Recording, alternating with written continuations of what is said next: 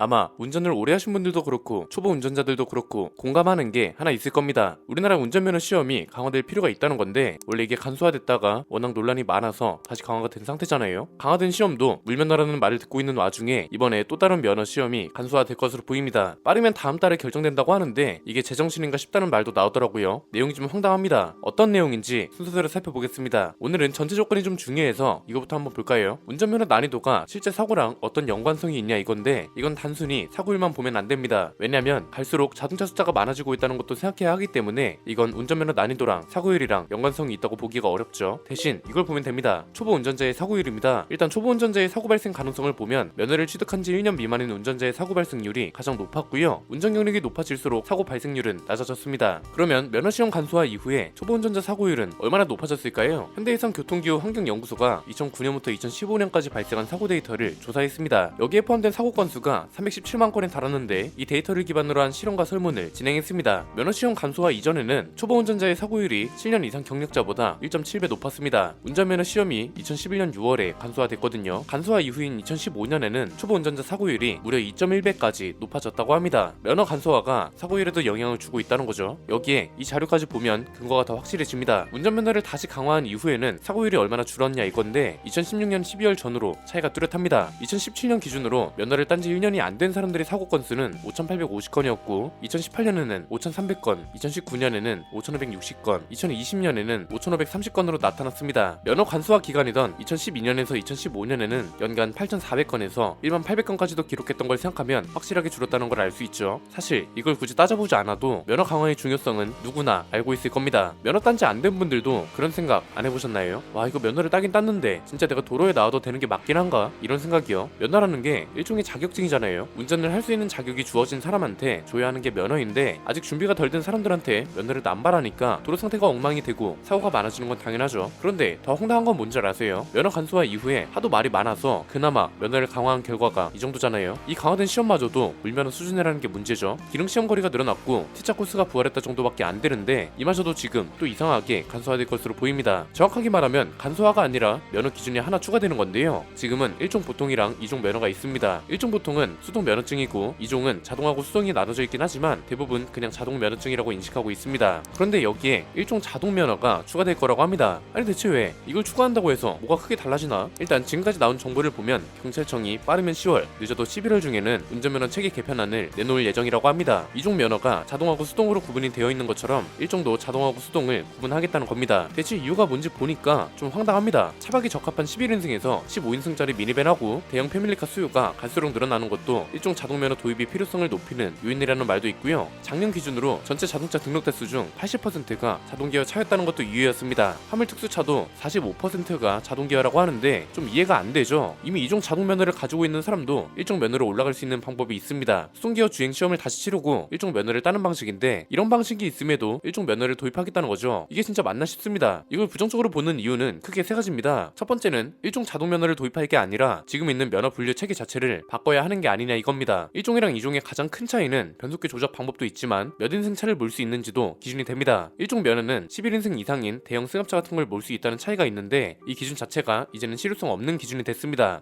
왜? 카니발만 봐도 어떤가요? 11인승 차가 있지만 9인승하고 7인승 차도 있어서 2종 면허인 사람들도 카니발을 몰 수 있습니다. 스타일이라도 마찬가지입니다. 11인승하고 15인승 차가 있긴 하지만 4인승 모델도 있습니다. 그럼 이건 대체 사람을 많이 태우면 안 된다는 건지 큰 차를 몰면 안 된다는 건지 기준이 뭐냐 이거죠. 물론 이게 예전에는 의미가 있었습니다. 카니발까지 해봤자 죄다 9인승 아래니까 승용차만 모는 사람들은 2종, 그레이스나 이스타나처럼 15인승 모델이 있는 승합차까지 몰아야 하는 사람들은 1종 이렇게 나뉘었습니다. 그런데 지금은 어떤가요? 승합차라고 해봤자 스타리아 정도가 전부고 이마저도 지금 구분짓는 기준이 모호해지다 보니까 근본적인 문제는 하나도 건드리지 않고 있다는 게 되죠. 1종 자동 면허를 도입한다고 해결될 게 아니라 1종하고 2종의 차이를 좀 더 명확하게 둬야 한다는 이유가 이거고요. 두 번째는 지금 1종이든 자동이든 수동이든 이게 중요한 게 아니라 운전면허 시험 방식과 기준 자체가 문제라는 건 생각을 안 해봤냐 이겁니다. 이건 근본적인 문제부터 짚어봐야 합니다. 면허라는 건 뭔가요? 우리가 자동차를 하도 많이 봐서 익숙하니까 그렇죠. 얘도 어쨌든 기계 장치란 말입니다. 불상이나 지게차 같은 기계 장치고 잘못 다루면 목숨이 왔다 갔다 하는 그런 그런 위험한 장치라고요. 굴삭기 면허 같은 것도 시험 기준이 까다롭잖아요. 자동차 면허도 똑같아야 한다고 봅니다. 한창 불법 도로 연수 같은 게 문제였던 적이 있습니다. 이건 불법 도로 연수도 문제지만 이게 왜 생겨났는지도 알아야죠. 면허 시험장에서 교육받은 걸로만 충분해도 될 정도로 시험을 강화시키고 기준을 올려도 된다고 봅니다. 아까 봤잖아요. 그나마 강화된 시험도 물면허라고요. 기능시험 코스가 50m였던 게 300m로 늘어나고 T차 코스가 부활했다. 이게 도로 주행하고 크게 상관이 있나요? 한창 중국 사람들이 우리나라가 워낙 물면허라는 이유로 원정 면허를 따라오는 사례가 많았습니다. 이 대목에서도 우리나라 면허가 물면허라는 게 드러납니다. 중국은 면허를 따르면 교육만 최소 60시간을 받아야 하고요. 필기시험은 100점 만점에 90점을 넘어야 합니다. 기능시험하고 도로주행을 5번 안에 합격하지 못하면 아예 처음부터 모든 걸 다시 시작해야 합니다. 일본도 마찬가지입니다. 60시간 가까이 의무 교육을 받아야 하고 운전면허 학원에 2주 이상 합숙까지 해야 합니다. 호주는 더합니다. 운전면허 시험을 통과한다고 해서 정식 면허를 바로 주지 않습니다. 1년 동안 관찰 단계를 거치고 이 시기가 지나면 두 번째 임시 면허를 줍니다. 그리고 1년을 다시 보내야 합니다. 정식 면허 발급까지 최소 2년이 걸린다는 거죠. 독일은 응급조치 교육도 필수고 자동차 보닛을 열고 주요 부품을 설명할 수도 있어야 합니다. 핀란드는 겨울철에 빙판길에서 운전할 일이 많다 보니까 드리프트 하는 법까지 배웁니다. 그래서 핀란드는 어렸을 때부터 동네 단위로 열리는 트랙대회도 참가하고 이런 문화와 환경 덕분에 실력 있는 선수들도 나올 수 있었던 거겠죠. 이외에 차로 변경을 잘하는지, 차로 변경을 하면서 숄더 체크는 완벽하게 하는지 이런 것도 감독관이 체크하고 점수를 매기는 나라도 있습니다. 이런 것만 봐도 어떤가요? 우리나라만 운전면허가 이상한 방향으로 발전하고 있다는 게 느껴지죠. 면허 기준을 자동차 판매량하고 연관짓는 나라가 어딨어요. 목숨이 걸린 기기장치를 다룰 수 있는 자격을 면허로 증명하고 나누는 건데 이 경계를 왜 자꾸 허무느냐 이겁니다. 지금 일종 자동 면허를 도입하려는 근거는 전혀 설득력이 없습니다. 안전을 위한 게 아니라 말 그대로 불편을 해소하기 위해서 도입한다는 건데 면허라는 건 절대로 그렇게 하면 안 되고요. 세 번째는 그래서 차라리 일종 자동을 도입하지 말고 아예 일종하고 이종 기준을 개편하는 게 낫지 않냐는 겁니다.